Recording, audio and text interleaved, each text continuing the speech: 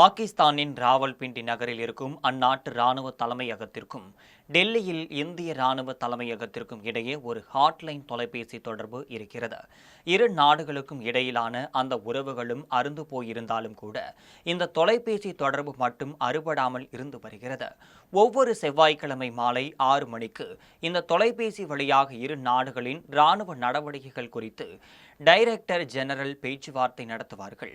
முந்தைய வாரத்தில் நிகழ்ந்த அத்துமீறல்கள் குறித்த கவலை பகிரப்படும்.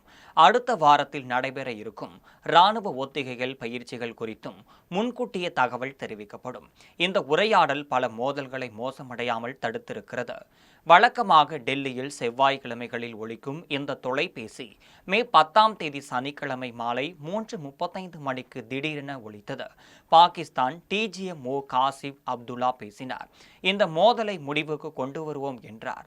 இந்திய டிஜிஎம்ஓ ராஜீவ் கை இதை ஏற்றார். நிலம், கடல், வான்வெளி என எல்லா வகையிலும் நிகழ்ந்து வரும் மோதலை மாலை 5 மணி முதல் நிறுத்திக் கொள்ளலாம் என முடிவெடுக்கப்பட்டது. ஆனால் இந்த முடிவை அமெரிக்க அதிபர் ட்ரம்ப் முதலில் அறிவித்தார். இப்படித்தான் இந்தியாவிற்கும் பாகிஸ்தானுக்கும் இடையே மூளவிருந்த 4வது போர் தவிர்க்கப்பட்டது. போர்ச்சுகல் செய்திகளை மீடியாக்கள் ஒரு வாரமாக பிரேக்கிங் நியூஸாகவும் கொடுத்து கொண்டிருந்தாலும் கூட நடந்தது போர் அல்ல, கடுமையான மோதல் என்று மட்டுமே ராணுவ மொழியில் இதை சொல்வார்கள். பெகல்காம் படுகொலைக்கு பதிலடியாக மே 7ஆம் தேதி புதன்கிழமை ஆபரேஷன் சிந்தூர் என்ற பெயரில் பாகிஸ்தானும் பாகிஸ்தான் ஆக்கிரமிப்பு காஷ்மீரிலும் இருக்கும் 9 தீவிரவாத முகாம்களை மீது இந்தியா துல்லியமான தாக்குதல் நடத்தியிருக்கிறது. ட்ரோன்களையும் போர் விமானங்களையும் பயன்படுத்தி இந்த தாக்குதல் நடத்தப்பட்டிருக்கிறது. ஏராளமான தீவிரவாதிகளை அழித்ததாக இந்திய ராணுவம் அறிவித்திருந்தது. இதைத் தொடர்ந்து 4 நாட்கள் இந்த மோதலானது நீடித்து வந்திருக்கிறது.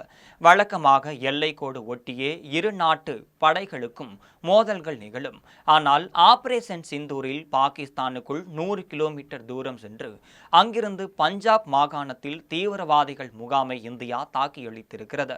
1971 பேருக்கு பிறகு பாகிஸ்தானுக்குள் இவ்வளவு தூரம் இந்திய படைகள் ஊடுருவி செல்வது இதுவே முதல் முறையாகும்.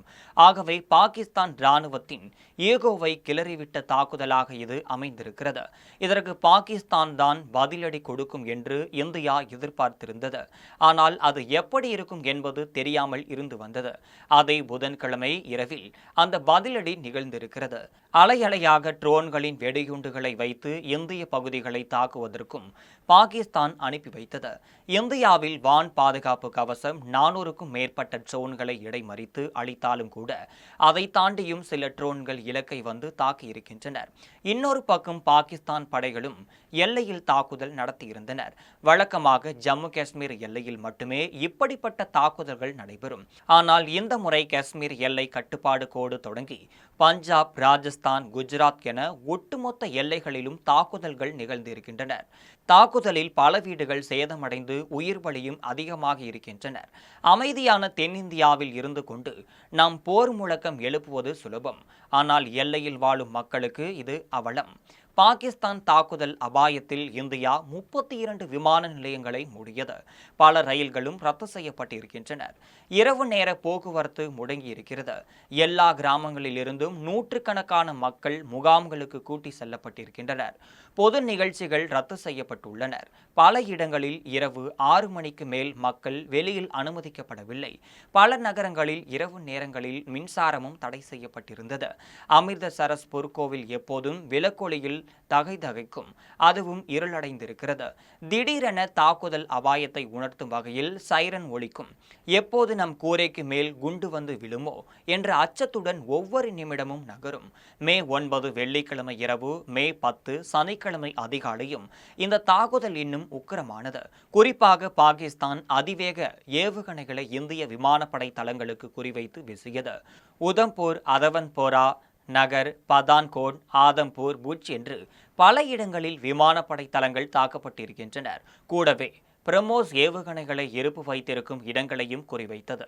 குறிப்பாக சண்டிகர் அருகே சிர்சாவிலும் ஒரு தாக்குதலானது நிகழ்ந்தபோது இந்தியா கவலைப்பட்டது. எல்லையை தாண்டி டெல்லி வரை பல இடங்களை போர்க்களமாக மாற்ற பாகிஸ்தான் விரும்புகிறது என்பதை புரிந்து கொண்டது. தாக்குதலில் இருந்து பொதுமக்களை காக்க வேண்டும் என்ற அக்கறை கூடியது. இதற்கு சனிக்கிழமை அதிகாலையிலேயே இந்தியா பதிலடி கொடுத்திருக்கிறது. பாகிஸ்தான் மற்றும் பாகிஸ்தான் ஆக்கிரமிப்பு காஷ்மீருக்கு விமான தளங்களை குறிவைத்து பிரமோஸ் ஏவுகணைகள் வீசப்பட்டிருக்கின்றன.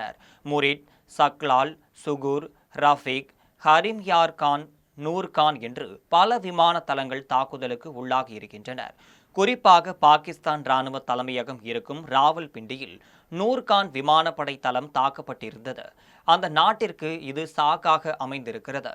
எந்த இடத்திலும் இந்தியா தாக்கும் என்பதை புரிய வைத்திருக்கிறது. லாகூரில் பாகிஸ்தான் வைத்திருந்த வான் பாதுகாப்பு கவசக அமைப்பும் இந்தியாவின் தாக்குதலில் சேதமடைந்திருக்கிறது. ஆனால் அவர்களை மோசமான நிலைக்கு தள்ளியது. இதைத் தொடர்ந்து பாகிஸ்தான் ராணுவம் வெற்றியோடு போர் முழக்கம் செய்தது. ஆபரேஷன் புண்டியான் அல் மார்சூல்ஸ் என்ற நடவடிக்கையை தொடங்கியிருப்பதாக அறிவித்தது. உறுதியான இரும்புச்சுவர் என்ற அர்த்தம் கொண்ட இந்த வாசகம் குர்ஆனில் இருக்கும் ஒன்று. இதன் மூலம் பாகிஸ்தான் என்ன செய்ய விரும்புகிறது என்பதை உலகமே சீக்கிரமாக புரிந்து கொள்ளும். சனிக்கிழமை காலை பாகிஸ்தான் படைகள் எல்லையை நோக்கி நகர்த்தப்படுகின்றனர் என்று இந்தியா சார்பில் பத்திரிகையாளர்கள் சந்தித்த கர்னல் சோஃபியா குரேசி சொன்னார். அதே சனிக்கிழமை பாகிஸ்தானில் நேஷனல் கமாண்ட் அத்தாரிட்டி கூட்டம் நடைபெற இருப்பதாக அந்நாடு அறிவித்திருந்தது. இந்த நேஷனல் கமாண்ட் அத்தாரிட்டியே பாகிஸ்தானின் அணு ஆயுதங்கள் தொடர்பான முடிவுகளை எடுக்கும் உயர்மட்ட அமைப்பாக இருந்தது. அந்த சனிக்கிழமை வரை அமெரிக்கா இந்த மோதலில் பெரிதாக தலையிடவில்லை. சொல்லப்போனால் தங்களின் வர்த்தக யுத்தம், உக்ரைன் போர், இஸ்ரேல் ஹமாஸ் மோதல் ஆகியவற்றிற்கு மத்தியில் இந்த விவகாரத்திலும் தலையை நுழைக்க அமெரிக்கா தயாராக இல்லை. பெகல்காம் தாக்குதலை அடுத்து சிந்தூர் நதி ஒப்பந்தத்தை ரத்து செய்வதாக இந்தியா அறிவித்த போது பாகிஸ்தான் தரப்பிலிருந்து அணு ஆயுத மிரட்டல்கள் வந்திருக்கின்றன. ஐநா பாதுகாப்பு கவுன்சில் கூட அதை கண்டித்திருக்கிறது. ஆனால் வெறும் மிரட்டல் அளவில்தான் இருக்கும் என உலகம் நினைத்திருந்தது. இந்தியாவிடம் 180 அணுகுண்டுகளும் பாகிஸ்தானிடம் 170 அணுகுண்டுகளும் இருப்பதாக ஒரு கணக்கு உண்டு. பாகிஸ்தானின் அணுகுண்டுகள் அந்த நாட்டின் பல்வேறு இடங்களில் பிரித்து வைக்கப்பட்டிருக்கின்றன. அவற்றை மிரட்டலுக்கு மட்டுமே பயன்படுத்தி வந்த அந்நாடு போரில் பயன்படுத்தும் நோக்கத்துடன் இருப்பதை அந்நாட்டு ராணுவ தளபதி அசீம் முனீர் வெளிப்படுத்தினார். அதைத் தொடர்ந்தே அமெரிக்கா பரப்படைந்தது. அமெரிக்கா வெளியுறவு செயலாளர் மார்கோ ரூபியோ உடனடியாக அசீம் முனீருடன் பேசினார். பிறகு பாகிஸ்தான் பிரதமர் ஷெஹபாஸ் ஷெரீப்புடனும் பேசினார். இந்த பேச்சுவார்த்தைக்கு பிறகு நேஷனல் கமாண்ட் அத்தாரிட்டி கூட்டத்தை பாகிஸ்தான் ரத்து செய்தது.